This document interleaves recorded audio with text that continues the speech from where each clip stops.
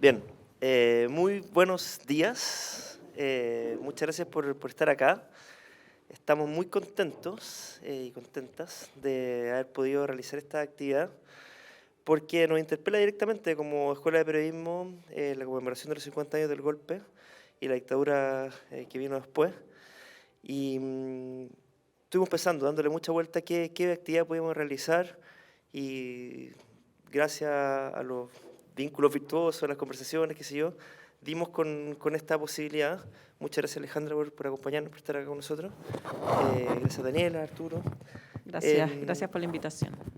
Porque de verdad no estamos muy como comprometidos, digamos, y también inquietos por realizar como alguna actividad de esta naturaleza que no nos compete directamente, ¿no?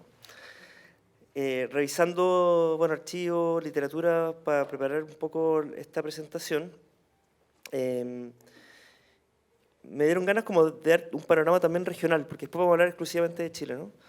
Y en el marco de las dictaduras latinoamericanas, ¿no es cierto?, que se enmarca en el más grande, la Guerra Fría, que se dio la Operación Cóndor, que como un financiamiento muy grande de parte de Estados Unidos en particular. Hubo un presupuesto, y esto, los archivos de la CIA que fueron desclasificados, sabemos que hubo un presupuesto, sabemos que hubo un plan como acordado de intervención en medios de comunicación, campañas, huelgas, ¿no es cierto? Se intervinieron los créditos internacionales. Incluso esta policía secreta en Chile, la DINA, la Dirección Nacional de Inteligencia Nacional, tuvo que como que desarticularse 77, pero ya 4 años de tortura y horrores. Y nuestro país vivió un proceso de barbarie, literalmente. O sea, las cifras que se pudieron compilar después de los informes de Retti Chevalet objetivas, ¿no es cierto?, que hubo 3.200 muertos, 1.162 desaparecidos. Por ejemplo, una cifra eh, varía mucho son las cifras de exiliados. Porque, claro, probablemente no se considera la familia o quién fue exiliado, qué sé yo, pero se habla hasta de 1.000.000 de personas. Entonces,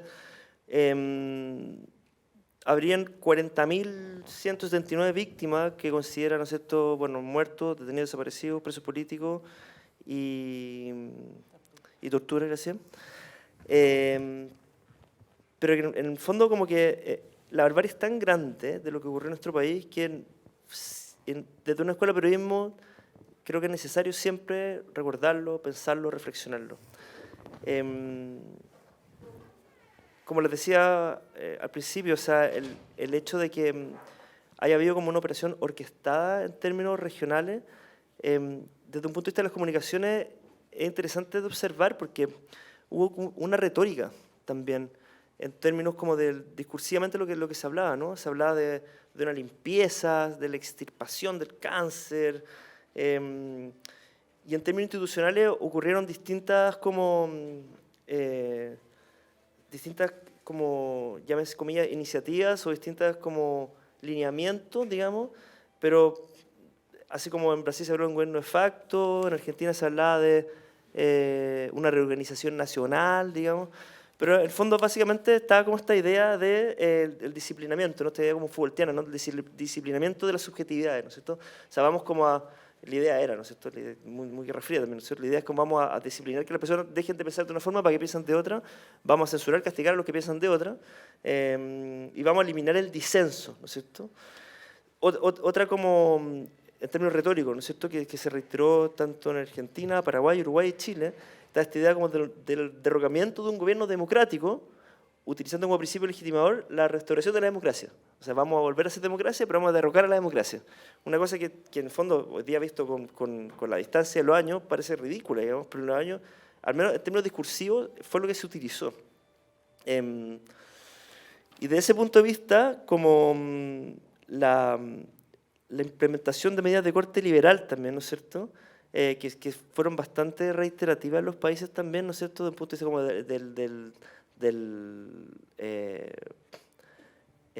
cortar estos gastos, ¿no es cierto?,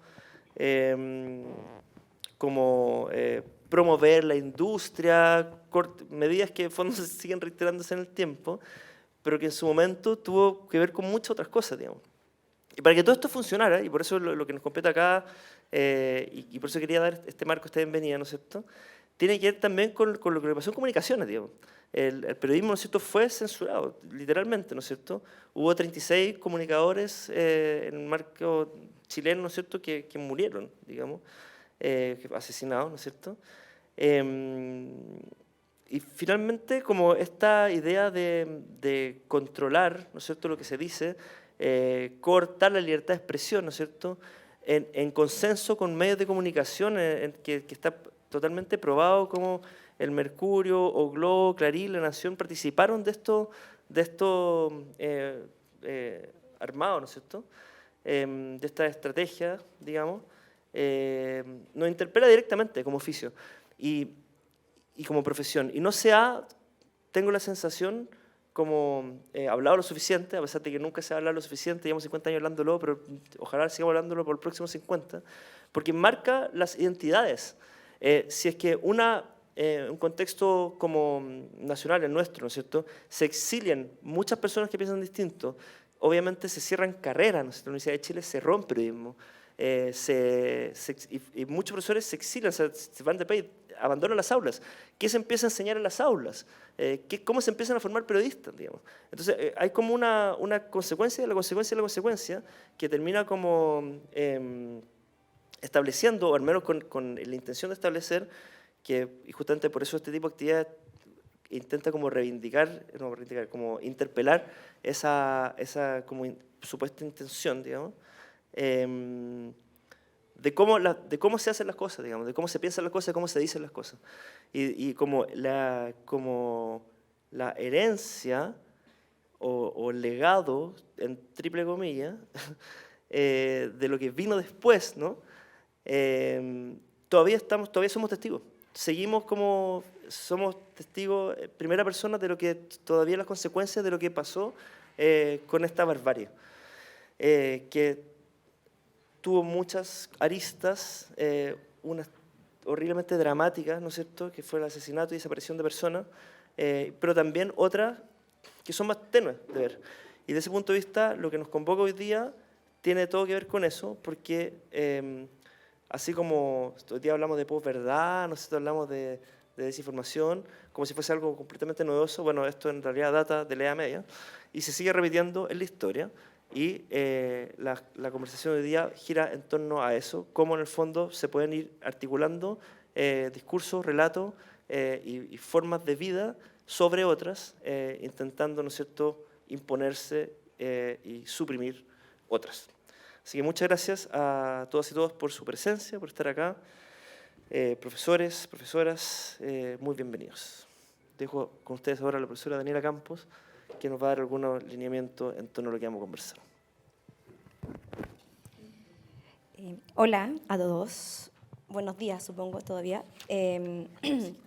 Bueno, después de lo que ha dicho Claudio, nosotros vamos a trabajar un poco la desinformación y la expectativa en dictadura y en memoria actual, y pensamos mucho en cómo hacerlo, y nuestra base de trabajo fue básicamente este clinic, que quizás muchos lo conocen, quizás no, es de culto en este momento, que se llama Montaje y Memoria, una galería del horror periodístico en dictadura, que justamente en ese tiempo estaba de directora Lorena Peñán y de editora aquí la señorita que me acompaña, Alejandra Matús, y justamente relevamos algunos casos que salen acá, que son del horror. Podrían ser muchos más, lamentablemente, pero son los que vamos a poder alcanzar a conversar.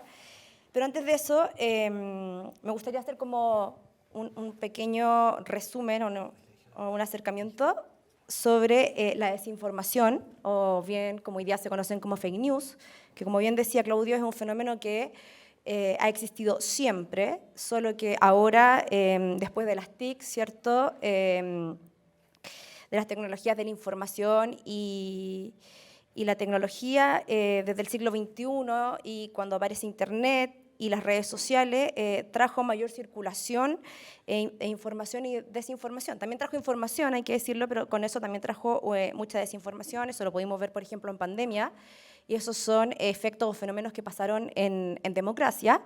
y se ven mucho más porque se ven en espacios digitales sobre todo, ¿cierto?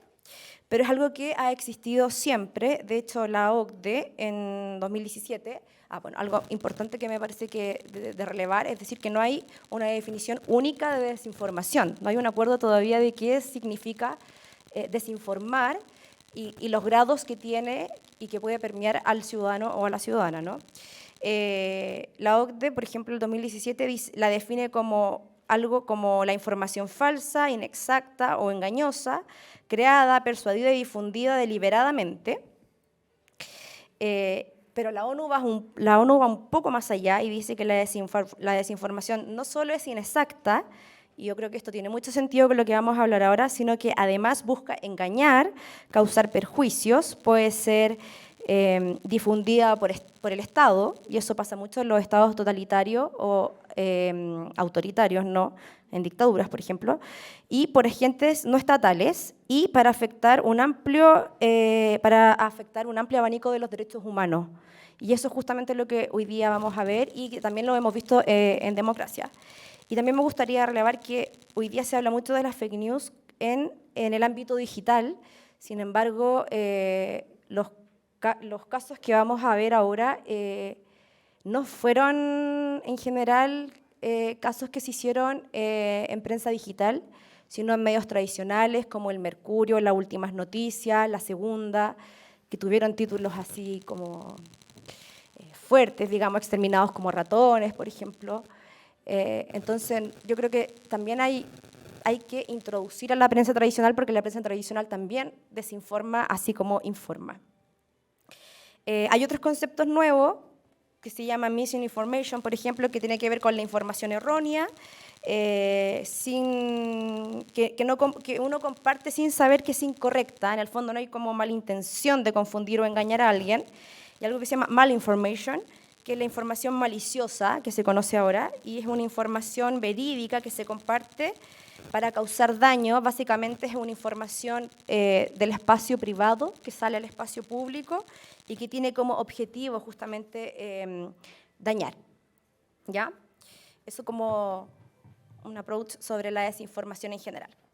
Ahora sobre los casos de memoria, sobre la dictadura militar, que teníamos muchas ganas de conversar, que fue un régimen autoritario, ¿cierto?, de la dictadura cívico-militar, porque participaron tanto civiles como militares. Tenemos distintos casos y en el primero que nos gustaría relevar y hablar contigo, Alejandra, es el caso del Plan Z, que acá justo en Montaje y Memoria ustedes lo ponen como la primera fake news de la dictadura, que fue el 22 de septiembre de 1973, cuando el golpe, la junta militar, lo saca como para contrarrestar la ola de críticas internacionales por el golpe, y donde Álvaro Puga dice que él vio, ¿cierto?, este archivo donde Allende y el gobierno quería matar a los militares y a sus familias, etcétera. Primero que nada, muchas gracias por la invitación a tratar estos temas. Digamos, no están en el ojo de la noticia, pero me parece importante que en todas las escuelas de periodismo tengamos estas conversaciones. Y quiero agradecer particularmente a Daniela, con quienes fuimos colegas en la Universidad Diego Portales, y es la razón por la cual yo estoy aquí.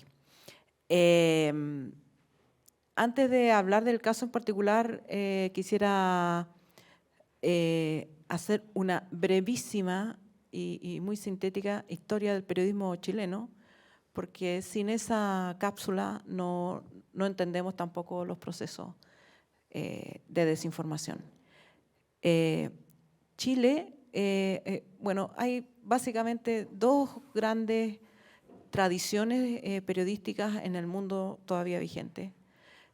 Una es la tradición anglosajona, Estados Unidos, Gran Bretaña, que por razones particulares de su desarrollo político y económico llegó a una síntesis de un tipo de periodismo muy amarillento, muy sensacionalista, pero que usaba como base noticiosa básicamente los crímenes y las noticias económicas, los precios de los productos, cuándo llegaban los barcos, en fin.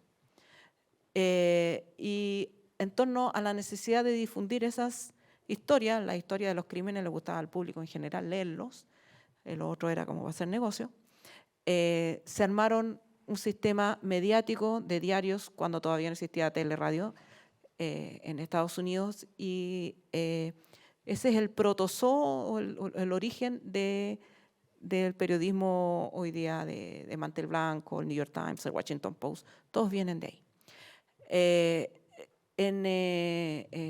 Se desarrolló simultáneamente otra tradición, que es la tradición europea, que es la tradición chilena. La tradición europea no tenía interés de informar particularmente, sino que defender ideas políticas. Eran panfletos, pasquines, que también en sus versiones protozoicas no importaba mentir. O sea, la verdad como un objetivo comunicacional no era inicialmente en ninguna de estas dos tradiciones un valor. El valor era, en el caso, no sé, chascones contra conservadores, era ganar la idea, ganar el punto político. En el caso de gringo anglosajón era ganar audiencia para vender y qué sé yo. La verdad no se convirtió en un tema. De hecho, Joseph Pulitzer, que es el periodista que da origen al premio más prestigioso del mundo mundial, ganarse un Pulitzer es lo más que hay. Bueno, ese señor inventó una guerra con España, y él con su otro colega de diario inventaron batallas, bajas y todo perfectamente falso, porque en el fondo a nadie le importaba, no era un tema, no era ni siquiera existía una definición de lo que era ser periodista. De ese sustrato se desarrollaron medios cada vez más serios, más profesionales. En Chile aparecen escuelas de periodismo por ahí en los 60, me parece, con la búsqueda de hacer esto más profesional. O sea, debatamos ideas, pero bueno, por lo menos que hablemos de algo que efectivamente pasó. Pero simultáneamente aparecían crónicas, por ejemplo, lugares perfectos para crónicas mitad inventada, mitad seria, eran los crímenes. Los feminicidios, por ejemplo, eran elementos de entretención. Esa era la historia con la que se entretenía el público. El deporte y política era como el género más serio, política. En Estados Unidos se empezó a desarrollar un tipo de periodismo que buscaba establecer la verdad, una cierta verdad objetiva de los hechos, que llevó al Washington Post en el desarrollo de esa línea a el caso Watergate en 1975, que es recién ahí, en términos históricos, ayer, en términos históricos eso pasó ayer, se descubrió que existía un oficio que podía tener unas características propias, que tuviera esta virtud de investigar algo que alguien con poder no quiere que se sepa, y que convenciones más, definiciones más o menos, las escuelas de periodismo aceptan como la misión de esta carrera en particular. En Chile en 1975 estábamos en plena dictadura, así que nos saltamos ese periodo. ¿Qué pasó en Chile? Se generó un sistema mediático donde había medios pluralistas por partido. O sea, se hacía el pluralismo en el kiosco. Había un medio del MIR, un medio del PC, un medio de la DC, un medio de la S Guatona, un medio de la S Chascona, un medio de liberales, un medio conservadores, un medio ultracatólico. Todos se juntaban en el kiosco. Y si uno quería, digamos, formarse una idea más o menos de lo que pasaba, podía comprar 3 y hacer un promedio. O, como hace hoy día la gente, cuando se mete a Facebook o lee lo que quiere leer. Se informa de lo que se quiere informar y cree lo que quiere creer. En general, nuestro cerebro funciona así, y funciona así en Estados Unidos con su periodismo anglosajón, y funciona también en Chile. Pero en Chile, en particular, la batalla era una batalla ideológica por las ideas, y ahí, digamos, había intelectuales, básicamente, periodistas intelectuales, reporteando, escribiendo y entrevistando a políticos, hombres, también hay que decirlo, esto era todo de hombres, y en géneros menores, judicial, entretención, espectáculo. Cuando llegó la dictadura, uno de sus primeros bandos fue la prohibición de los medios, se bombardearon las radios, se incautaron todas las propiedades de todos los medios, se persiguió a sus periodistas, los periodistas o salieron exiliados, salieron perseguidos. Los periodistas también eran militantes políticos, casi todos. Se prohibió la circulación de todos los medios de comunicación excepto dos, el Mercurio y la Tercera. El Mercurio y la Tercera eran igual de panfleteros que los demás, digamos, todavía lo son. Son medios de trinchera, en su momento se establecía esta diferencia entre medio serio y medio de trinchera, y el Mercurio y la Tercera eran medios de trinchera y por eso los dejaron circular. Su trinchera era defender la legitimidad de la dictadura, y por lo tanto desde el primer día fueron medios oficiales de la dictadura y publicaban los comunicados de la DINA. Se creó una oficina de prensa en dictadura que se llamaba DINACOS, donde todo lo que se informaba tenía que pasar por DINACO, e incluso el Mercurio y la Tercera tenían que pedir autorización para lo que publicaban. La censura era una oficina de censura que se llamaba DINACOS. Y había agentes de la DINA trabajando en el Mercurio, como este señor Álvaro Puga, que era un agente pagado por el Estado, mire, ahí con su sueldo y su inscripción en la Dirección de Inteligencia Nacional, es decir, el aparato represivo, trabajaba en el Mercurio y escribía crónicas. El Mercurio era ya un incipiente holding, dueño de Las Últimas Noticias y La Segunda, igual que hoy. El Mercurio adoptaba un lenguaje y una forma más prudente para los mismos contenidos. Los titulares, el contenido del Mercurio siempre imitó al New York Times, pero sin las metodologías básicas de verificación de información. No se verificaba nada, hasta la vicaría. El Mercurio estaba ubicado en compañía con Morandé y la vicaría estaba a 2 cuadras del Mercurio. O sea, el periodista podía ir caminando a la vicaría y preguntar a la vicaría si era cierto lo que le decía el comunicado de la DINA sobre un supuesto enfrentamiento o sobre gente que iba arrancando a Argentina o que se había arrancado con la mujer. Podrían haber verificado, pero no verificaban porque era un medio de trinchera. La Segunda y Las Últimas Noticias hacían lo mismo, pero en la versión más huachaca, imitando, haciendo foco en estos géneros menores que ya venían de antes como género menor, crimen y espectáculos. Y hacían una mezcla de ahí, informaban lo mismo en un lenguaje mucho más procas, pero era la misma información.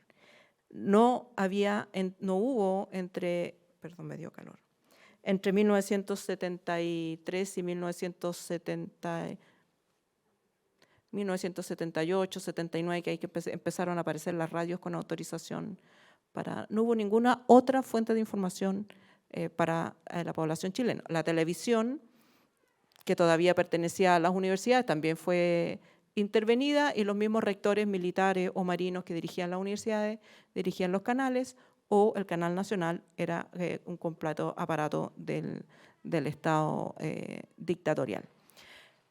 Esto es necesario saberlo para entender por qué hicimos este suplemento. Cuando se habla en su momento Sebastián Piñera habló de complicidad pasiva. Esto no es complicidad pasiva, esto es complicidad activa. Esto es autoría, esto es ser autor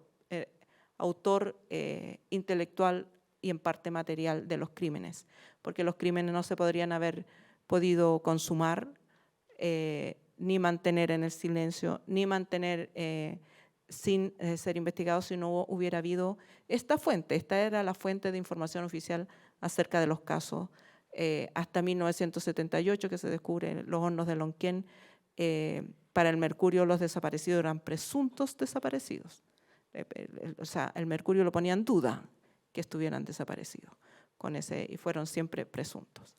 Bueno, entonces el Plan Z, que es el caso que inaugura este especial, es la narrativa, la retórica o el caso 1 que permitió justificar el golpe de Estado.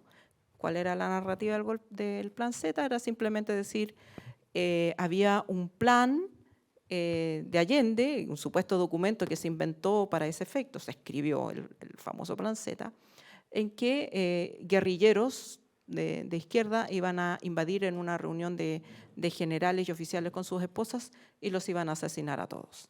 Ese era el Plan Z para instaurar una dictadura marxista-leninista, y el Plan Z se usó como excusa, como la necesidad que tuvieron los militares de derrocar el gobierno de Salvador Allende. Muchas gracias, Alejandra, primero por ese gran, no sé si decirle resumen, pero ya parecía una historiografía del periodismo en Chile.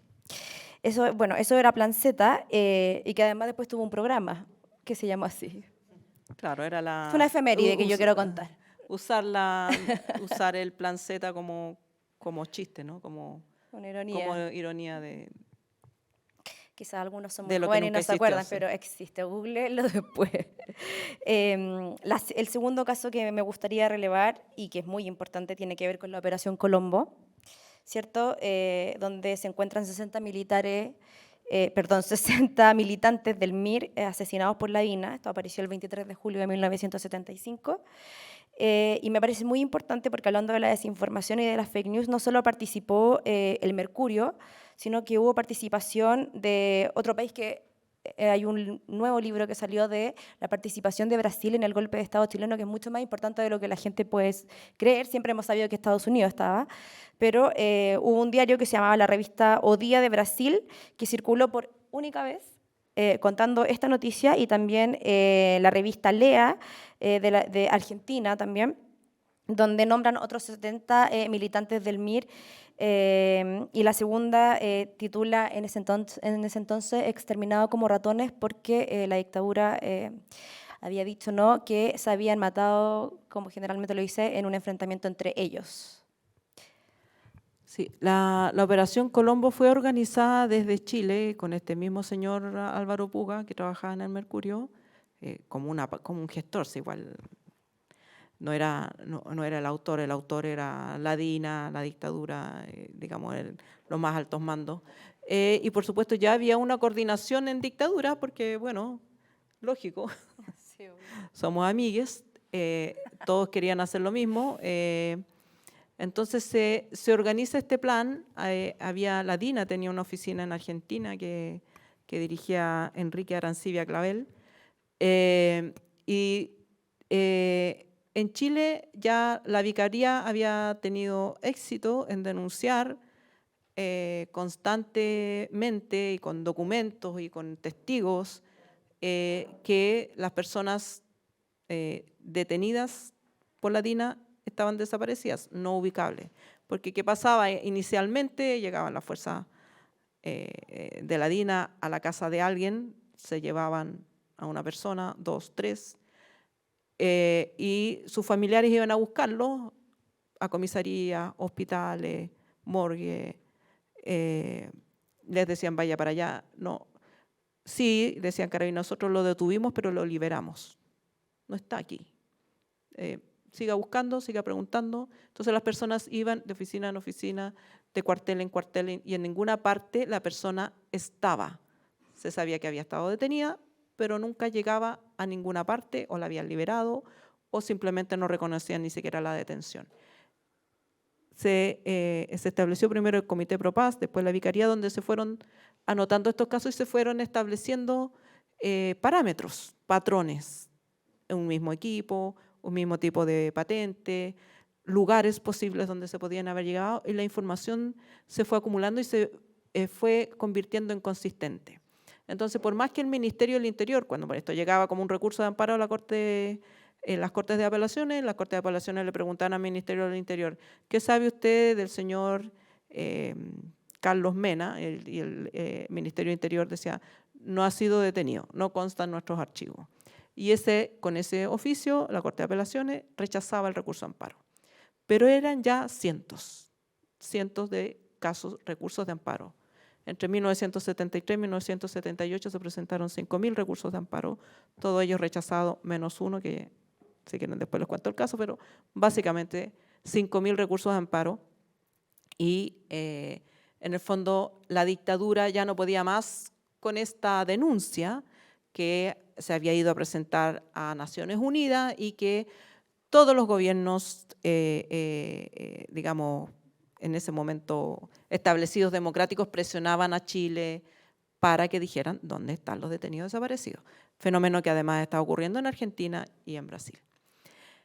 Y se les ocurrió esta idea chilena, es una idea chilena, de informar en medios extranjeros, porque ya que los medios chilenos no gozaban de ningún prestigio, inventar esta supuesta refriegas entre fuerzas de izquierda en las que se habían matado mutuamente, se habían asesinado, en dos grupos. Un grupo de identidades que se informó en Brasil, el otro grupo se informó en Argentina y se informaron en medios que se crearon exprofeso para dar esta noticia y nunca más circularon. Esas dos noticias, y por eso digamos, fueron la antesala para que el Mercurio y la Segunda tomaran esas noticias y dijeran, tal como informa O Globo y la revista Lea, 119 miristas murieron en enfrentamientos en Argentina, se han encontrado identidades, se encontraron hasta carné, entregaron como evidencia, y entonces esos son los desaparecidos. Esta fue una operación para encubrir la detención y desaparición forzada y dar una respuesta pública, inventada de comienzo a fin, de cuál había sido el destino de estos detenidos desaparecidos. Eso fue en su momento un tremendo golpe a las familias. Imagínense lo que es para ustedes, estás buscando a tu familiar y aparece en un listado. Por mucho que tú dudes de las versiones oficiales, era una posibilidad. ¿Y qué tal si fuera cierto? ¿Y qué tal si fuera cierto? Bueno, fue tremendo lo que pasó. Finalmente se logra, con el paso de los años, no fue inmediato, establecer que esta información, que era imposible que un detenido X hubiera estado en Argentina porque lo habían visto 4 sobrevivientes en Villa Grimaldi, en fin. Había suficiente antecedentes de que eso no era cierto, pero hubo que demostrar que esta mentira era mentira. Y eso tomó años. Entonces la Operación Colombo fue exitosa en su primer momento como fábrica propagandística para demostrar, y la usaban todos los funcionarios del régimen que salían al extranjero o que iban a la ONU a decir no son desaparecidos, son guerrilleros, se mataron entre ellos, aquí está la publicación, en fin. Muchas gracias. Sí, ¿se escucha? Ok. De ese famoso titular de la Segunda, de Exterminados como ratones, yo siempre me he fijado, como he mirado el resto de la portada, y abajo hay un llamado que quisiera que lo pudieras comentar, que dice algo así como ex jerarca de la UP apareció, está vivito y hasta juega fútbol, una cosa así. En esa época también pasaba mucho eso, como esa idea como de el mito de la gente que desapareció. No, es que dejó a su señora y se fue con otra persona, o no, está, no sé, viviendo, no sé, en una mansión en Europa, feliz y emborrachándose, no sé qué. Entonces, cada cierto tiempo también en los medios aparecían un poco como esos casos particulares supuestos, como para dar esa impresión de que en el fondo eran personas que se seguían gozando de ciertos privilegios en otro lado y habían escapado, digamos. Ideas que yo creo que, lamentablemente, como muchas de estas informaciones y esto que estamos conversando acá, no es una conversación que se haya dado como realmente como una conversación país, todavía hay personas que piensan ese tipo de cosas. Es impresionante eso. No sé qué puedes comentar un poco también de ese tipo de informaciones. Claro, y por eso para nosotros fue un ejercicio rescatar la portada completa, porque las portadas completas dicen mucho más que solo la noticia, porque vienen mujeres semidesnudas, el resultado de un partido, el cantante que viene al Festival de Viña, todo en un contexto de una cierta normalidad. O sea, según el país que dibujaban estos diarios, no habían cuarteles secretos, no había toque de queda, no había censura, no había intervención de las universidades, no había tortura, no pasaba nada. Eran casi informaciones aisladas, esta información de, ¿se acuerdan que alguien dijo que había desaparecido? Pero además tampoco sin mencionarlo, porque no podían decir que alguien denunciaba que había detenido desaparecido, porque entonces habría que decir dónde lo habían denunciado y había que poner algo. Entonces ponían la noticia así en bruto, tal cual como había sido redactada por el señor Puga, diciendo 119 miristas mueren en enfrentamiento, como informó el Mercurio, o exterminados como ratas, según la segunda. Pero al ladito de la mina en pelota y de otras cosas. Entonces, es muy bizarro ver esta burbuja o bloqueo completo de la información relevante. O sea, si hay necesidad de enseñar lo que es el periodismo y cuáles son los elementos de la noticia y cómo se verifican las noticias y cómo se construye la información de relevancia pública, aquí se violaron todos. O sea, no se respetó ningún principio de lo que es noticia, principio no inventado en la escuela marxista en Moscú, principio, digamos, del periodismo clásico, tradicional en cualquier país funcional. Me acordé del esposo de Gladys Marín, que siempre decían que andaba en Argentina y que la había dejado y que era despechada, que no asumía que en verdad la había dejado. Otro caso que me gustaría relevar, que quizás más cortito, y me encima el titular es muy irónico, que dice: los presos están flor, que fue cuando fue el presidente de la Corte Suprema de ese entonces, José Izaguirre, y visitó 3 y 4 Álamos, que fueron centros de detención, más Villa Grimaldi, y se montó un montaje de cómo estaban los presos políticos, ¿no? Les mostraron, ¿lo cuentas tú? ¿Cómo los mostraron y cómo realmente estaban? Bueno, obviamente estaban todos torturados, no podían leer, no podían compartir, algunos estaban en salas oscuras. Sin embargo, cuando fue el presidente de la Corte Suprema, los mostraron leyendo, que hacían ejercicio, que tenían carpintería. O sea, montaron un show, digamos, un show mediático para mostrar que estaban bien, supuestamente, dentro de los campos de concentración, cuando en realidad estaban siendo torturados. Y bueno, en el caso que leí yo, que ustedes relataron, Izaguirre dice que se siente muy conmovido, pero que no es capaz de hacer nada porque él no tiene el poder legislativo para hacerlo, porque todo lo manda la dictadura y Augusto Pinochet. Claro, esto se liga con la conducta del Poder Judicial en temas de derechos humanos. El presidente anterior a Izaguirre era Borges, Ismael Borges, o Israel Borges, creo. Él fue el de la frase clásica que quedó marcada, digamos, de que lo tenían curco con los detenidos desaparecidos, porque le preguntaban cada vez que aparecía por ahí. Entonces un día dijo: ya me tienen curco con los detenidos desaparecidos, con esa pregunta. Por supuesto, este primer presidente validó la dictadura, le puso la banda presidencial a Pinochet. En ausencia de Congreso usaron al presidente de la Corte Suprema para que le pusiera la banda. Y el segundo presidente a continuación era Izaguirre. Izaguirre, siendo por supuesto partidario de la dictadura y todo, igual estaba molesto porque el Ejecutivo no respetaba las órdenes judiciales en los poquitos casos en que, por ejemplo, había un tribunal o un ministro que pedía visitar a un preso detenido, no le daban la autorización, o pedían traer como testigo a alguien que había, y se negaba.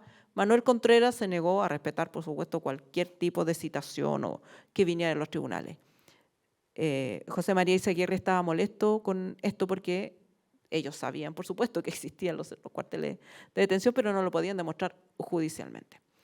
En un momento que por razones otras, la dictadura necesita mostrar una cierta normalidad, le permite a José María Izaguirre que visite el centro 3 y 4 Álamos, que eran los centros de detención a los que llegaban los sobrevivientes, los que no habían sido asesinados, los que no habían desaparecido, llegaban a 3 y 4 Álamos, de ahí algunos, la gran mayoría salió al exilio o quedaron en libertad para ser nuevamente apresados, algunos salieron y fueron asesinados después. En estos dos centros que eran como una cárcel, por supuesto que se seguía aplicando torturas, celdas de aislamiento y tal, pero para que se armó, el presidente anunció, voy a ir a visitar, para aliviar las tensiones, el Ejecutivo ya dijo, venga, por supuesto que quemaron una escenografía donde estaban todos los presos amenazados de que no podían decir nada, igual el hermano de la Lumi Videla algo le alcanzó a decir y el ministro se dio cuenta que efectivamente estaban torturados y todo, pero nada de eso fue publicado. Él no dio una entrevista, lo dijo muchos años después en privado que él no podía porque el Poder Judicial ya había aceptado no ejercer su rol. Si el Poder Judicial hubiera ejercido su rol, bueno, se hubieran ido presos, torturados los jueces también. Digamos, no era así como, sí, tengo libertad para hacerlo, no lo hicieron. Los pocos jueces que se atrevieron también hubo muchas expulsiones, muchas exoneraciones de jueces o castigados como ocurrió con Carlos Cerda. Entonces era un Poder Judicial impotente que hizo esta visita propagandística en que el ministro se prestó, digamos, para esta portada de que los presos están flor, está todo el mundo bien, no les ha pasado nada, juegan fútbol, leen. Además, encima, entre líneas, a costa del Estado, estos marxistas, los estamos alimentando, los bañamos y, digamos, ese era el concepto detrás. Y es otra, por supuesto, de las fake news de ese periodo. Esta es una de esas noticias, pero era la tónica de todos los días. Es interesante también como el hecho de pensar como en el manejo de opinión pública. Finalmente es un gobierno autoritario, es una dictadura, ¿no? Donde están los medios controlados, donde no hay como hay restricciones de la libertad de muchos puntos de vista. Pero igual, en el fondo, está como lo que estás describiendo, ¿no? Esta como idea de generar como efectos de veredicción, o sea, como generar efectos de aquí está todo bien, ¿cierto? Hay una inquietud de control de la opinión pública. Y eso llama mucha atención porque si uno compara, de hecho, los otros regímenes totalitarios o dictadura latinoamericana, la chilena tenía como esta como, digamos, ilusión institucional, ¿no es cierto? Que terminaron con el plebiscito, hubo consultas populares también para cuando la Constitución del 80, es decir, como, es bien como, me parece como un nudo como de tensión. Y yo creo que era el nudo de tensión que existía entre los civiles que participaban en la dictadura activamente y los militares, porque por mucho que estuvieran a favor de la dictadura, saber realmente lo que pasaba pone a cualquier persona, digamos, en una disyuntiva humana ética insoportable. O sea, ¿cómo podrías tú seguir siendo ministro de Economía o jefe de un servicio cualquiera a sabiendas de que hay jóvenes, niños prácticamente, siendo lacerados, torturados de las maneras más aberrantes e imposibles de describir? Entonces, yo creo que estos relatos eran relatos destinados a aliviar conciencia.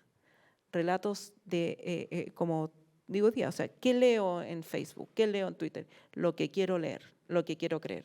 Entonces estos relatos eran lo que yo quiero creer para poder seguir yendo al Festival de Viña, saliendo de vacaciones, celebrando el 18 de septiembre. con el cuartel de la DINA en la esquina de la casa. Yo creo que ese es un estado de negación colectiva que necesitaba estos relatos para funcionar y que no son solamente propios de la dictadura. O sea, cualquier régimen, o sea, no sé, la historia del Imperio Otomano, el Imperio Romano, todos se inventaban una narrativa donde las muertes, los asesinatos, todo queda escondido o justificado. Escondido o justificado. Por ejemplo, la justificación del crimen pasional, que en Chile es histórico. No es que lo inventó la DINA. El crimen de mujeres, el supuesto crimen pasional era la portada de medios de izquierda y medios de derecha hasta antes del golpe. Se toma esa misma retórica para justificar otro tipo de crímenes y se le da otro envoltorio.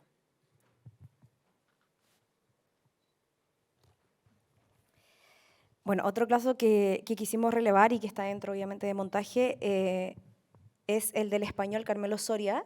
De hecho, hace poco salió como su... Ay, ¿cómo se llama? Se encontró, se dio su... Sentencia. Gracias, sentencia. Que fue asesinado por la DINA y porque era un economista español y era un funcionario de la ONU. Entonces, lo relevé no solo porque siempre se dice, no, fueron solo chilenos los que pasaron acá, o cuando Pinochet fue tomado preso, ¿cierto?, en Londres, porque España había puesto la captura, es porque no solo se asesinaron chilenos, sino también se asesinaron personas de otros países. Y este caso también tiene que ver mucho con lo pasional porque dijeron que Carmelo Osorio había chocado borracho porque su esposa lo había engañado y él no había sido capaz de superar este engaño, entonces se había emborrachado y por eso había caído al canal en su auto en 1976. Claro, el caso Carmelo Soria era un funcionario de la CEPAL que había ayudado a sacar chilenos que querían salir al exilio y, digamos, se había arriesgado en su función diplomática. Como diplomático no podían detenerlo ni llevarlo, digamos, formalmente preso. En ese momento, Manuel Contreras, como director de la DINA y por supuesto con todo el apoyo de Pinochet y el aparato estatal, tenía una fantasía asesina, digamos, de crear armas perfectas para asesinar sin dejar huella. Entonces crearon un laboratorio en una casa en Locurro, que los barrios no son indiferentes en este caso, en una casa en Locurro, habitado por un gringo, Michael Townley, con su esposa escritora Mariana Callejas y sus hijos, ahí, una familia, entre comillas, perfectamente normal, y que tenían un subterráneo donde ensayaban armas químicas desarrolladas por el ingeniero Eugenio Berrío, que después tuvieron la tupé de asesinarlo en plena democracia. Entonces, mientras ensayaban estas armas, en algunos casos como que dijeron, bueno, vamos a llevar a esta persona para allá. No era un cuartel propiamente secreto de torturas, pero hubo gente que llevaron para allá a torturar y asesinar. Uno de los víctimas de esto fue Carmelo Soria, a quien apresaron, lo torturaron y lo asesinaron en la casa de Locurro, pero tenían que dar una explicación porque era diplomático. O sea, a la dictadura necesitaba ser funcional y una cosa que necesitaba eran créditos y apoyo de por lo menos un par de gobiernos occidentales que por lo menos miraran para el lado. Entonces, matar a un diplomático le hubiera quitado todo ese, digamos, ese pequeño apoyo en el que se sustentaba y volvieron de nuevo a esto que ya habían hecho. Ya inventemos un crimen pasional. Entonces, no solo lo asesinaron, le hicieron tragar alcohol y escribieron un papelito en que su mujer le confesaba la infidelidad y desbarrancaron su auto en el sector de Lo Curro. La prensa, por supuesto, informó crimen pasional, o muere en un crimen pasional diplomático. La verdad era otra. Por supuesto, nuevamente ningún periodista ni medio establecido en ese momento se dio la molestia de entrevistar a la familia, ni de entrevistar, ni de dar cuenta de por qué lo podían haber matado, ni de la inconsistencia del caso, porque además todas estas coberturas eran muy burdas, o sea, ni siquiera era la letra de la señora, o sea, cualquier tira con 2 años de servicio lo hubiera podido resolver. Era simplemente la dictadura la que impedía que, por supuesto, se investigaran los casos.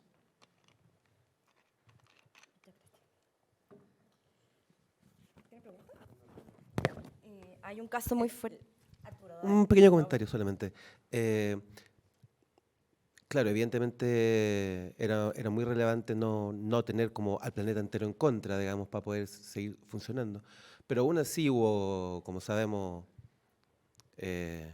¿cómo se puede decir? Como que se envalentonaron en ciertos momentos y hicieron cosas tan estratégicamente equivocadas, probablemente, si lo quieren poner así, como poner una bomba en Washington. Claro, de hecho ocurren simultáneamente, o sea,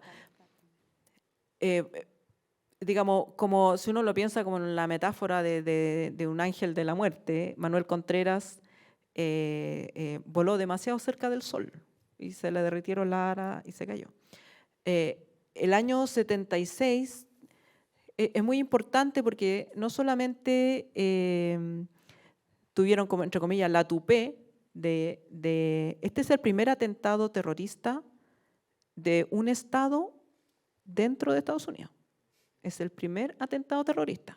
Antes las Torres Gemelas no existía, todo esto no había pasado nunca en Estados Unidos. Iba financiada, por supuesto, toda clase de dictaduras, como ha hecho siempre, pero nunca se le habían ido a meter ahí, a Washington, además la capital del país, un atentado explosivo, donde inmediatamente quedó claro que no era un accidente automovilístico. Y ocurre el año 1976, cuando es electo Carter, que era demócrata. Aquí, desde acá, digamos, de Chile, nos puede parecer que todo Estados Unidos es lo mismo, que todos los presidentes son iguales, pero no son iguales.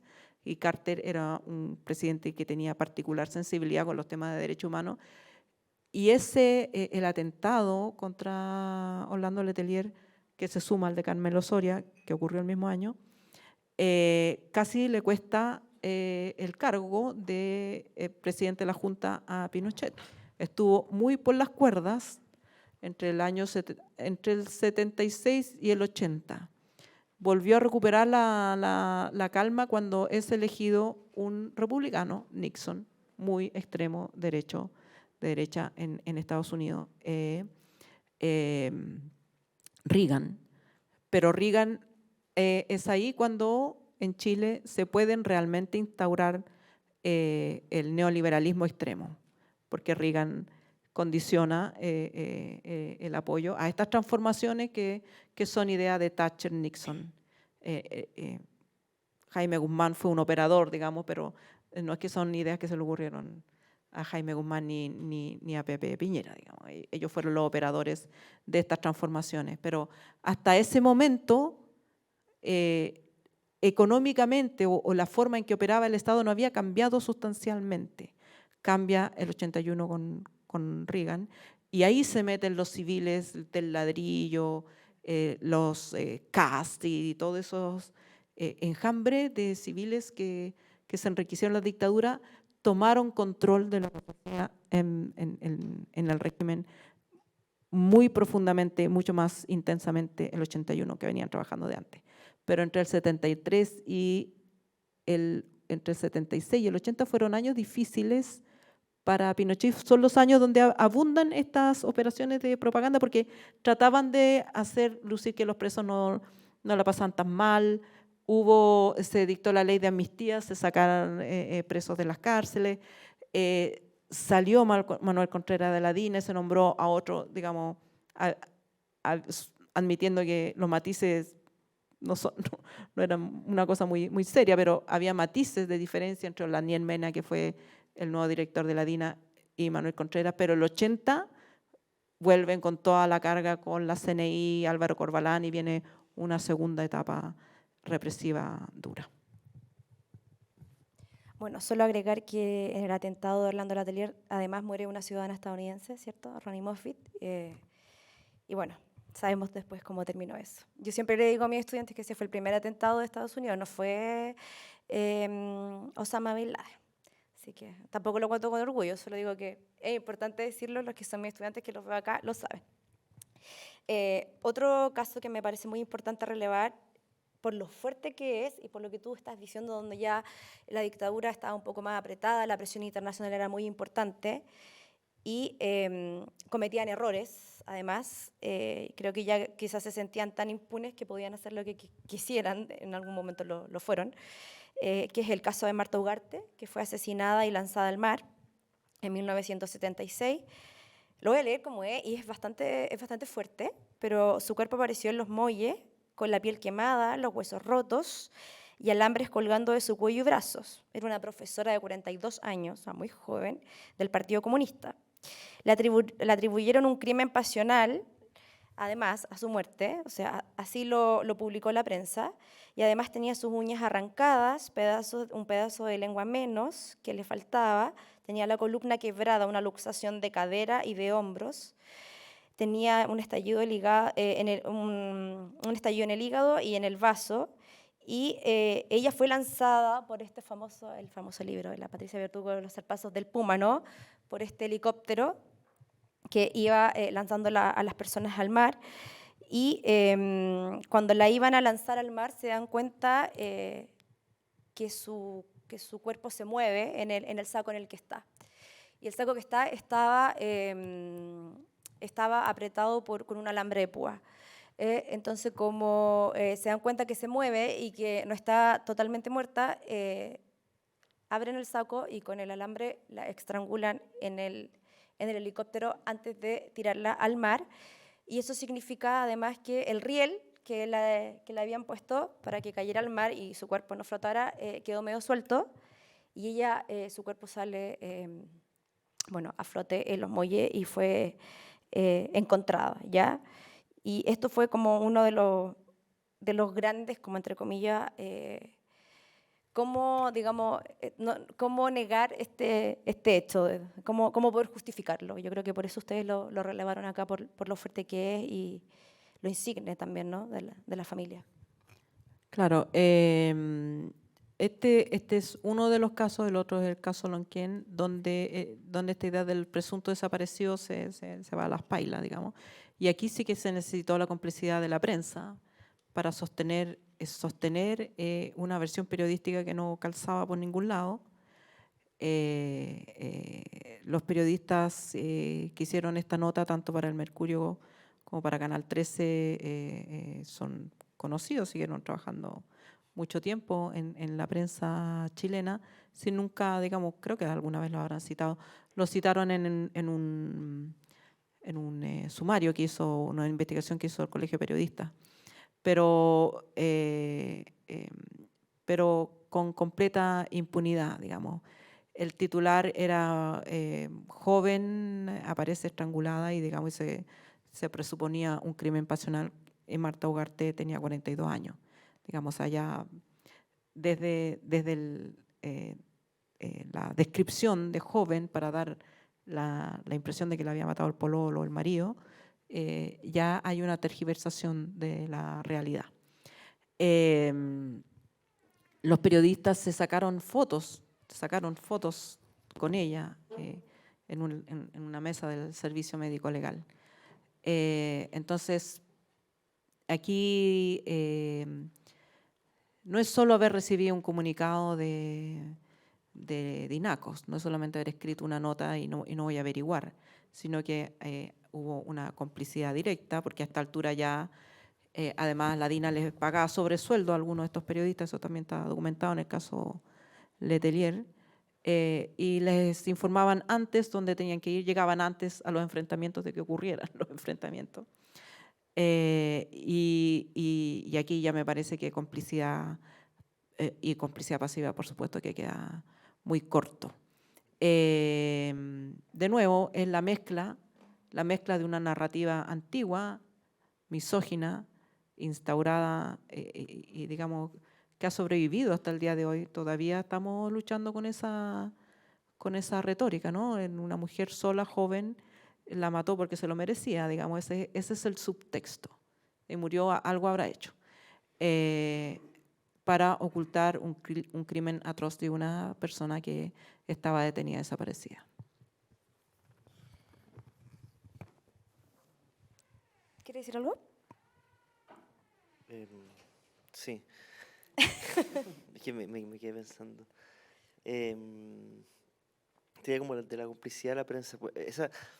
No he querido como presentizar, o sea, traer al presente, digamos, toda la conversación porque no corresponde. Estamos hablando como de hecho histórico que hay que referirse a ellos de forma concreta y lo más objetiva posible. Pero permanentemente escucharte me trae al presente, es muy como flagrante, digamos. Y esta como complicidad, estas puestas en escena, que tiene que ver un poco con los marcos teóricos que decía Daniel al principio, como de la desinformación, digamos, son tan brutalmente presentes que no deja de asombrarme, digamos. Y como no se ha hablado nunca, ¿eh? Pero, o sea, yo no lo he leído nunca, pero al menos como, ¿qué pasa si planteamos un escenario como de post-dictadura, digamos? O sea, lo que te pasó a ti con el Libro Negro, por ejemplo, el diario Agustín también, que fue muchos años después. Hay contextos que se han seguido como reiterando, digamos, de forma, por supuesto que es otro color, ¿eh? Pero otro registro, ¿ya? O sea, insisto, no quiero compararlo. Pero aún así me genera una permanente como diálogo con cosas que uno ve hoy día. En concreto, tú misma has hecho mención a Facebook y Twitter, digamos, o sea, está ahí. Y claro, o sea, no quiero, insisto, no es mi intención como establecer una comparación, pero sí hay un correlato, al menos. Hay un correlato, yo creo que que se debe a que este tema no ha sido enfrentado, efectivamente. Yo creo que si como profesión nos hiciéramos cargo, como se han hecho cargo, no sé, en algún momento tuertos derechos, se han hecho cargo el ejército, el comandante en jefe del ejército que sacó un libro para decir, digamos, esto no debe ocurrir nunca más. Los periodistas, salvo un par de crónicas que he leído, la de María Angélica Luigi, por ejemplo, que es muy feroz, y algunas cosas escritas. Yo también puse algo en un libro que nadie leyó, pero existe, que se llama Injusticia Duradera, sobre falta de libertad de expresión en la primera década de los 90. Creo que sobre todo las cosas que aceptamos como ciertas. Esta idea de que existe una prensa tradicional y una prensa alternativa. ¿Por qué le damos, digamos, corona, cetro y capa a una prensa que debiera por lo menos responder por lo que hizo? ¿Cuáles fueron sus métodos? ¿Cuál es su defensa?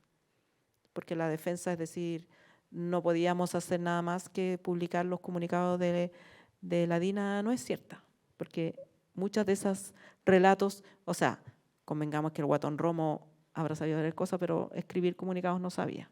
O sea, hubo necesidad de periodistas, de equipos periodísticos que trabajaron en eso. Un periodista de la DINACO estudió conmigo periodismo, un periodista se sentaba con nosotros, era un caballero bastante mayor, pero ahí estaba. Digamos, esa es parte de nuestra realidad.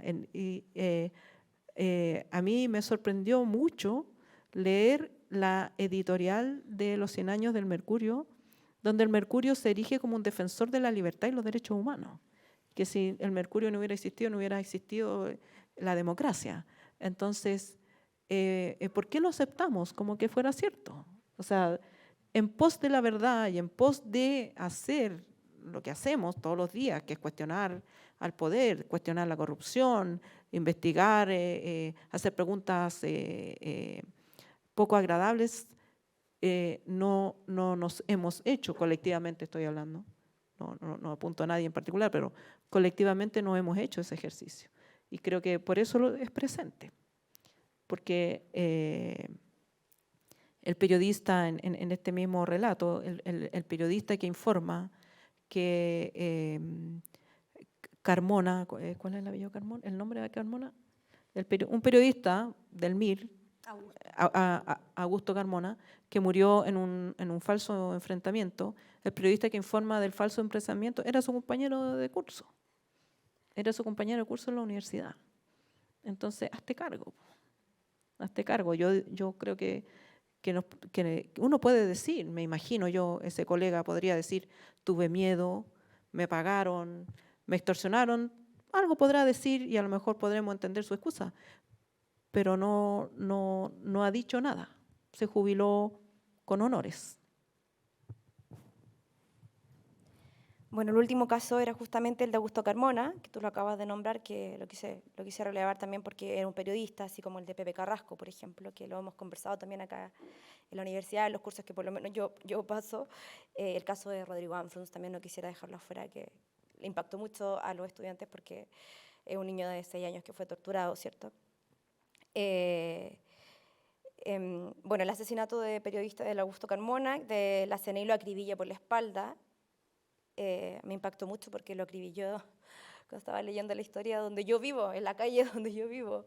Y fue como que ya te choca y después dije, yo paso por ahí todos los días y alguien murió acribillado donde yo vivo, por la espalda además, con una cobardía tremenda, ¿no? Y él era mirista, como tú dices, los periodistas en ese entonces militaban mucho más de lo que lo hacen ahora, era una práctica mucho más común y no tan cuestionada tampoco. Y bueno, y obviamente la dictadura dijo que había muerto en un enfrentamiento con la policía y él además era redactor de la revista Punto Final. Bueno, podemos hacer como un cierre con eso, ya lo acabas de decir, no sé si quieres agregar algo más y podemos hacer como algunas preguntas. ¿Sí? No, creo que bueno, el caso de Augusto Carmona también tiene la belleza, ¿no?, de que su hija, que es colega, ha continuado hablando. O sea, muchos pensamos que 50 años es mucho, pero cuando uno ve todo este tipo de masacres, de políticas de masacre, cuando el Estado se torna en una máquina de asesinar, 50 años es nada, digamos. O sea, Alemania todavía está hablando de su verdad. España ni siquiera ha empezado.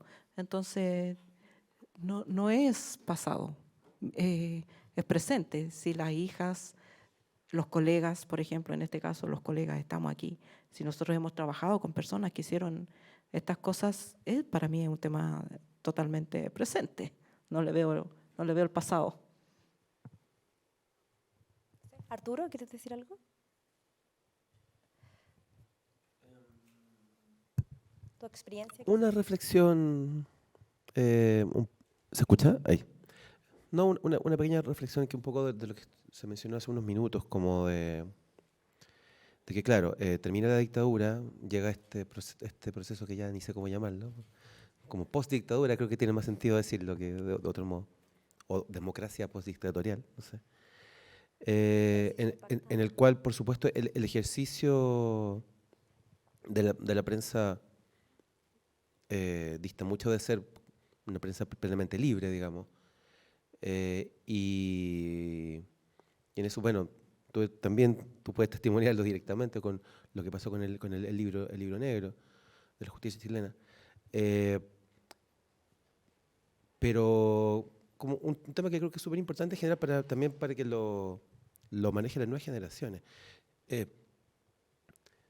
existe la censura, también existe la autocensura, y independientemente de los momentos, no sé si comparte un poco lo que voy a decir, pero hoy por hoy, digamos, como desde los 90 hasta ahora, hay un tema que es muy importante, quizá me estoy saliendo un poco del tema, pero está relacionado también, que es finalmente, hoy día existe mucha censura ligada a lo económico en el fondo, como los medios, o la mayoría de los medios, dependen en cierta medida de auspiciadores, de empresas en el fondo que los financian.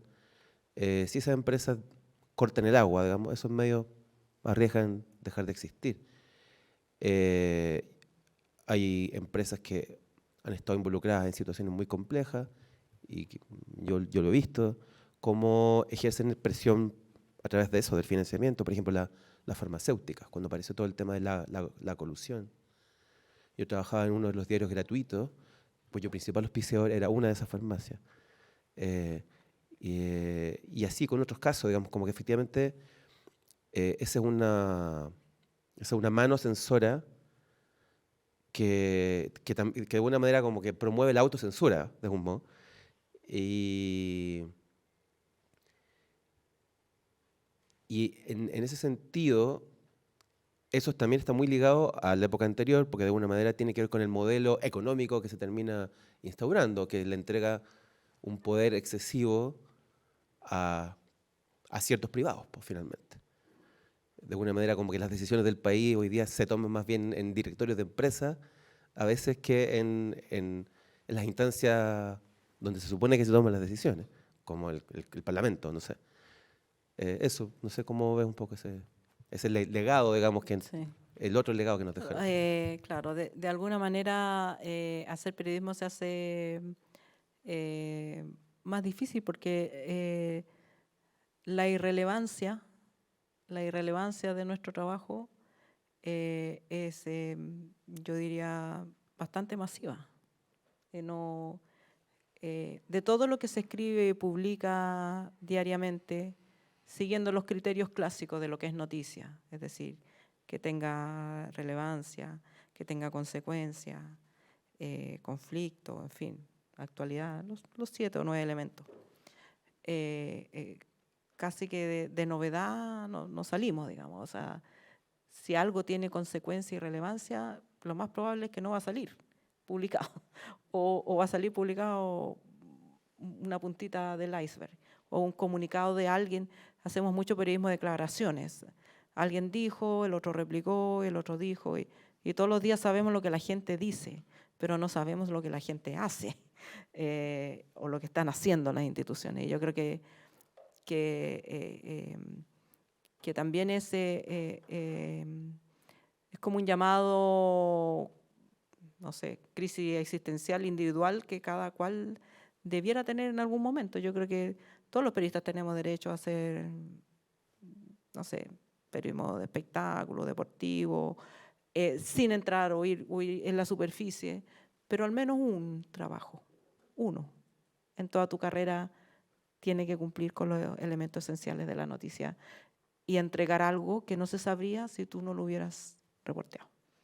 Yo creo que con eso mejoraría harto la cosa.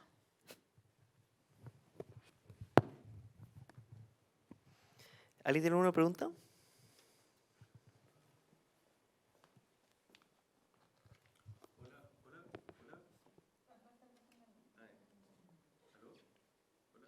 Igual me escuchan, ¿no? Sí, sí, igual. Oye, todas las cosas que se mostraron... Ahí funciona la web. Ya, para que se escuchen, ¿no es cierto? Como para la cuestión, para el grado. Todas las cosas que se han mostrado hasta el momento tienen la intención, ¿no es cierto?, de influir o de introyectar a nivel nacional una imagen país de algún modo ordenada, de algún modo generando ciertas caricaturas de algunos grupos sociales, etcétera. Pero yo me interesa saber si es que tú tienes algún antecedente acerca de estrategias que haya instalado la dictadura para proyectar a nivel internacional una imagen de sí misma.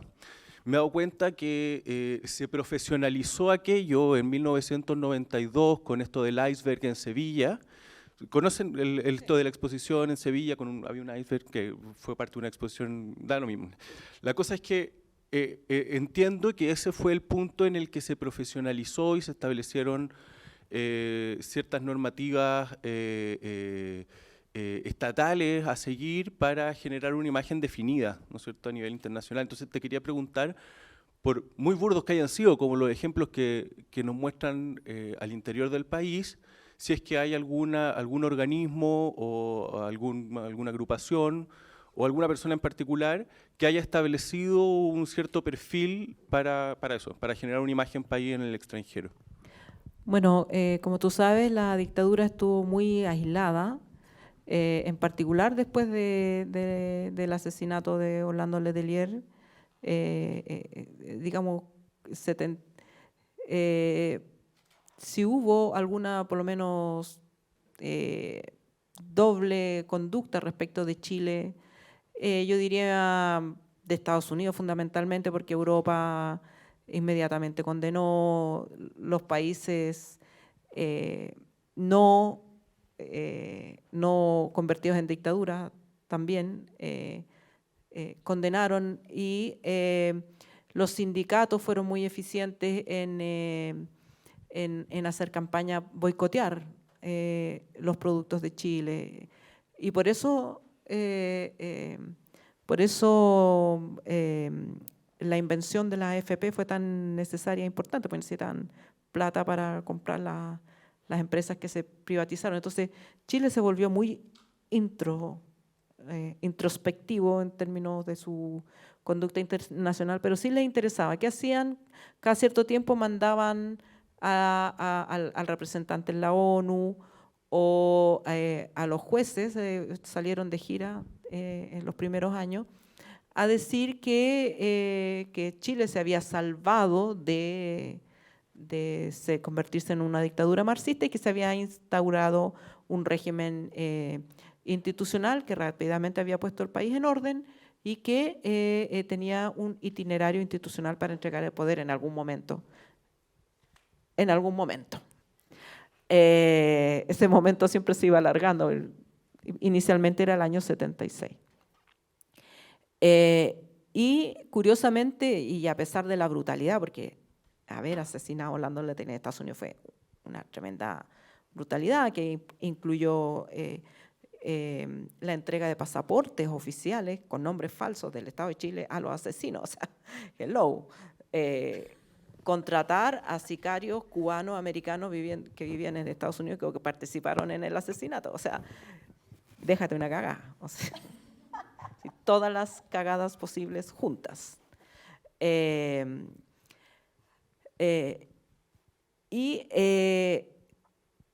Con eso, yo creo que la dictadura no supo mucho qué hacer. Sus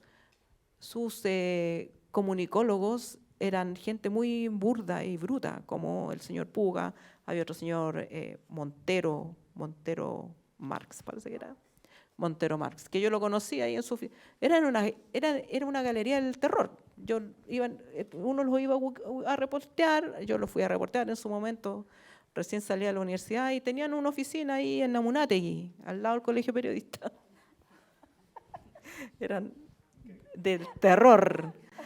Bueno, ellos eran como los comunicólogos, pero yo creo que la más clara y clever en este sentido y propagandista en el extranjero fue Lucía Iriart, que instaló oficinas de SEMA Chile para mostrar la artesanía de las mujeres chilenas, nada menos que en Miami y Nueva York. Y las vendía a muy buen precio. Todavía tienen como esa oficina de SEMA Premium en el aeropuerto. Todavía esa cerámica, esas mantas chilenas sanitizadas, top de lana, de alpaca pura, todo eso es legado de Lucía Iriart.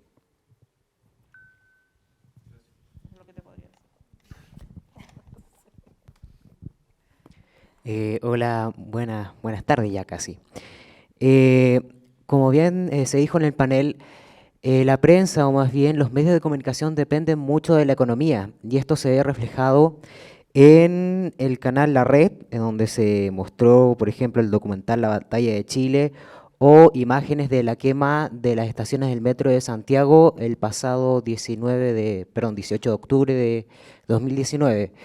Para ti, desde tu punto de vista, ¿eso es censura? ¿Eso es complot por parte de, por ejemplo, los auspiciadores que luego de mostrar estos documentos, digamos, fueron quitándole el auspicio y luego sucedió que el canal de televisión esté pasando por una crisis económica?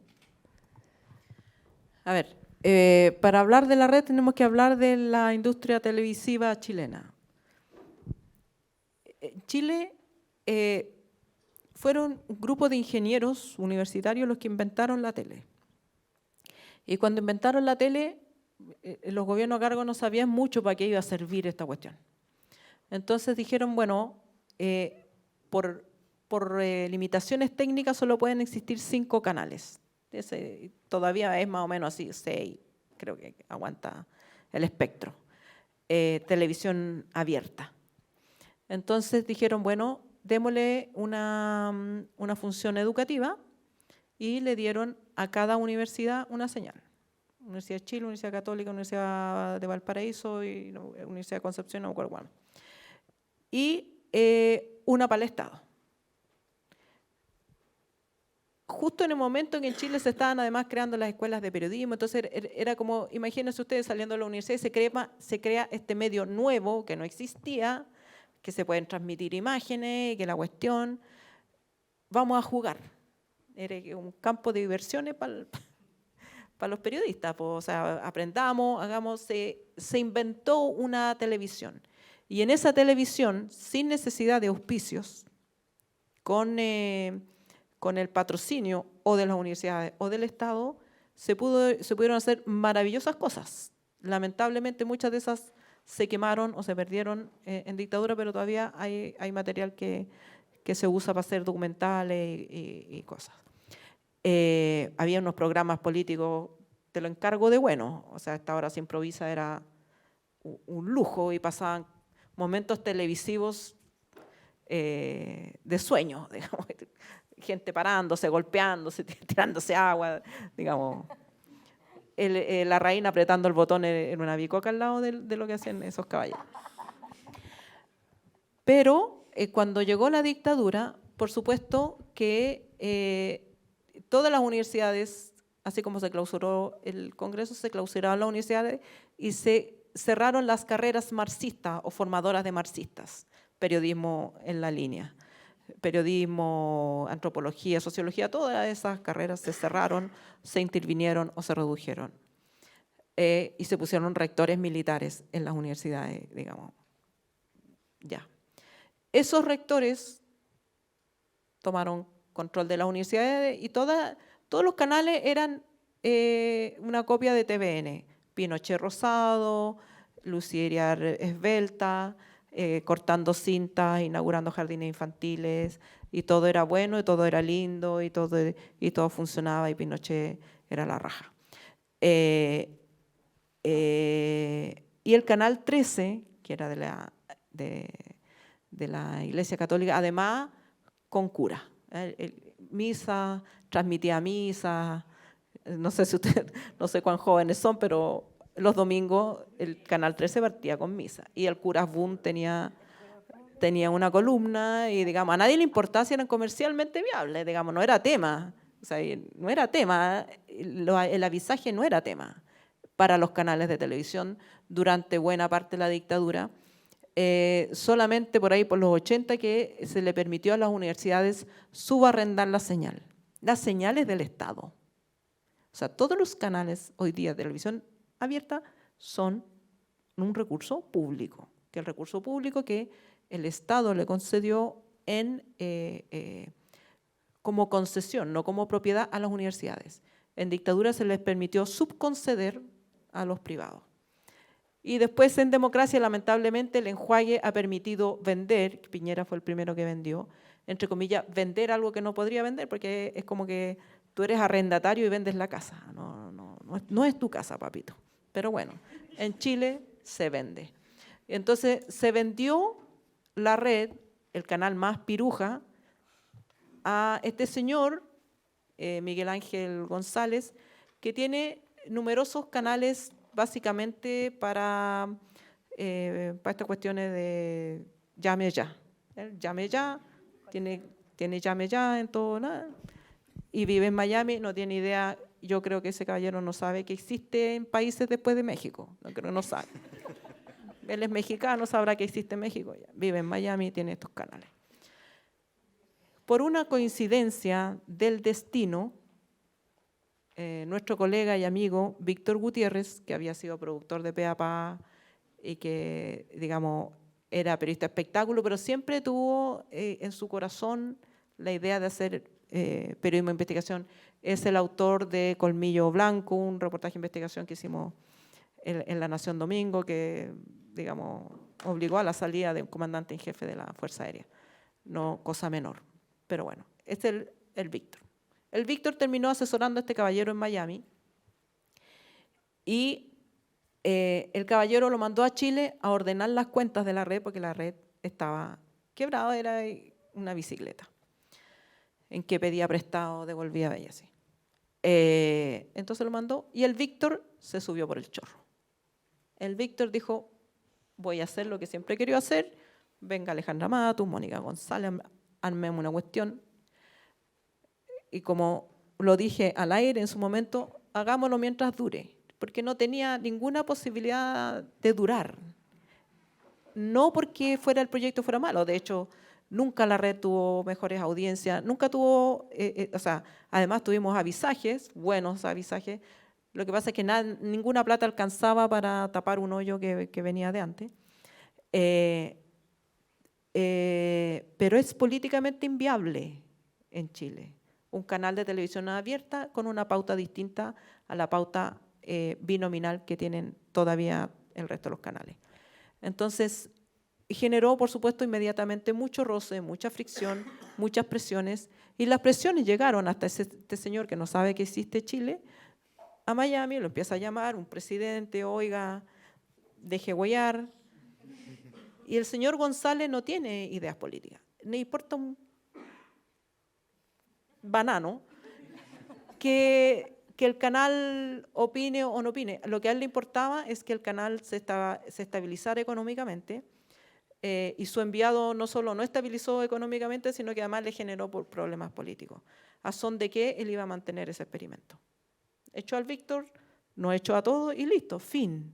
Pero ese no es el problema de la red, no es que se haya cerrado este experimento que duró un año, un poquito más. Gracias, Víctor Gutiérrez, que tuvimos ese año, que podemos demostrar que se podían hacer otras cosas, que habían temas que la televisión sistemáticamente censura, voces que nunca se consideran, etc. Gracias, yo doy gracias por ese experimento, pero no tenía ninguna posibilidad de sustentarse porque no había un modelo detrás que lo permitiera. Yo creo que hay que exigirle que cumpla con esa función a Televisión Nacional. ¿Por qué le piden a la red, con el señor González, que haga algo que tiene que hacer Televisión Nacional? Mientras tanto, Televisión Nacional sigue, digamos, a la deriva, haciendo nada. Muchas gracias.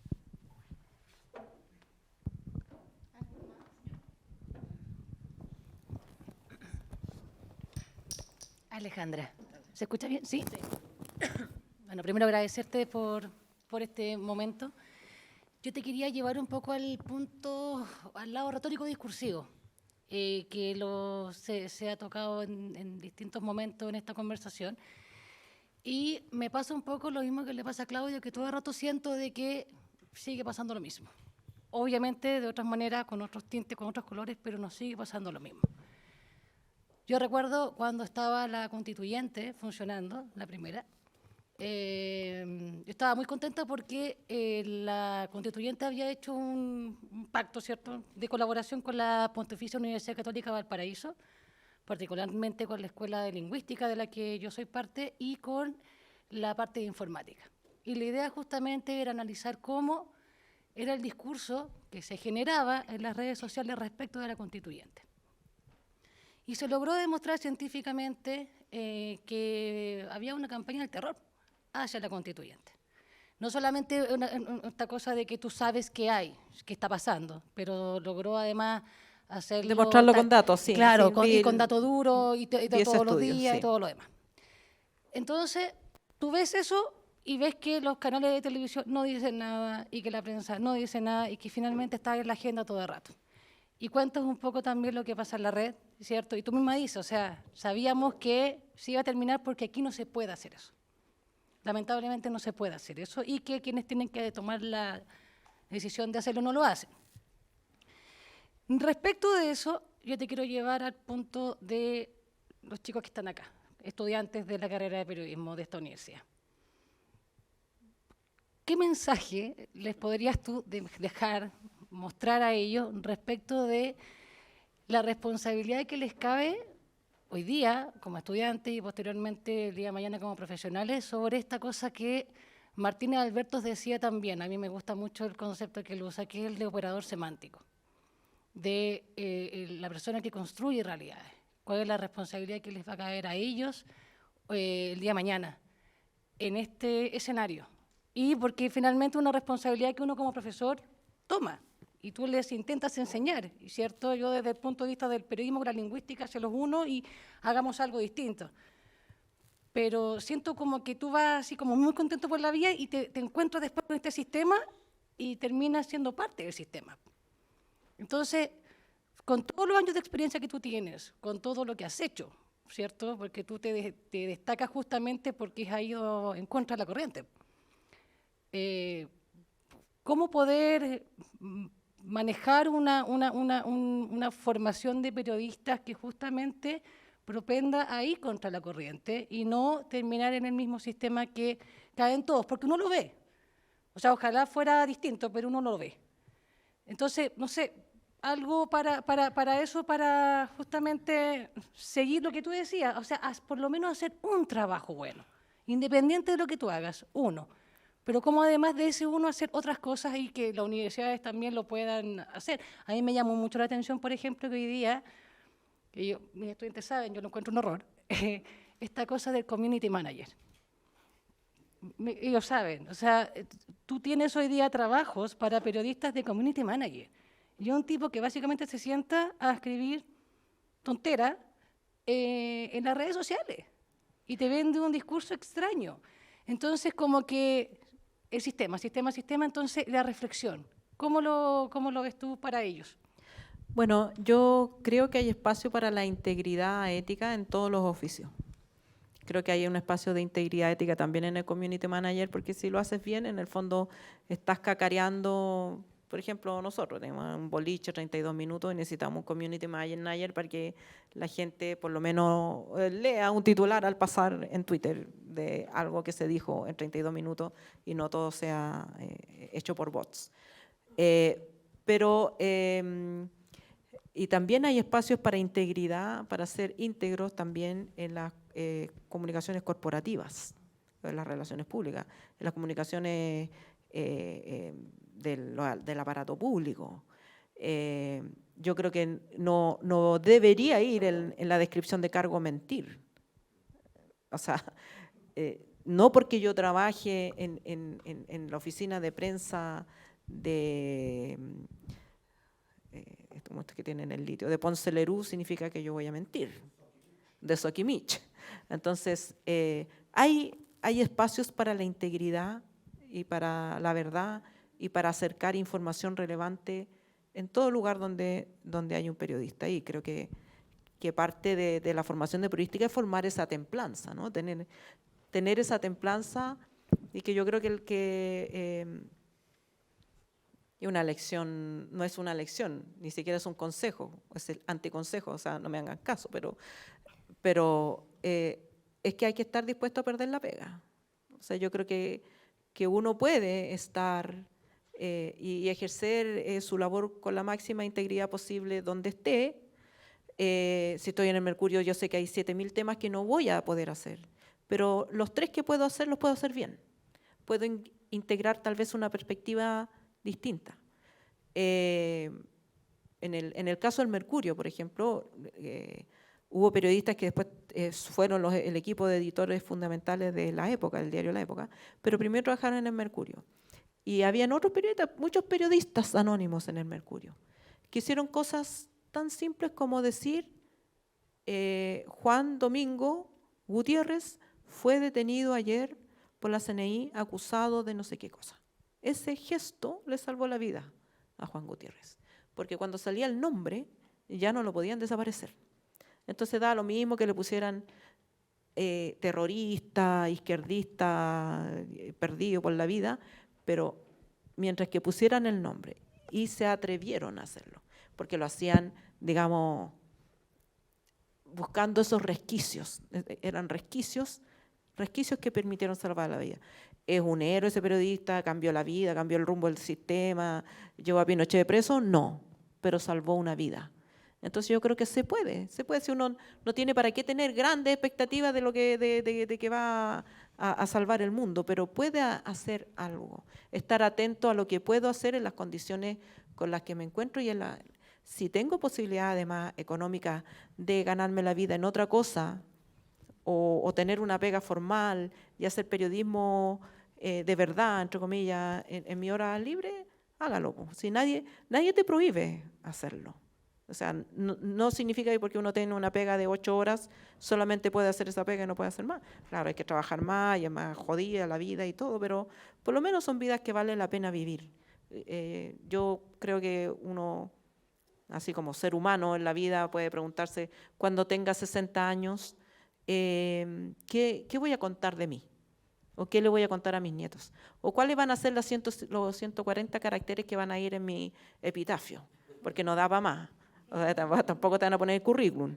Así, aquí ya sé que salvó una vida. Yo creo que como esa pequeña aspiración, si es colectiva, vale la pena. No necesitamos que todos estén todo el tiempo luchando contra el sistema. Hazlo una vez y duerme y ponlo en tu epitafio. Muchísimas gracias, Alejandra, con esta reflexión sobre esta integridad ética que tiene todo que ver con la instancia que nos reunió hoy día. Damos por cierre la actividad. Muchísimas gracias, Daniela, Arturo, profesores, profesoras, por haber asistido. Que tengan una linda tarde.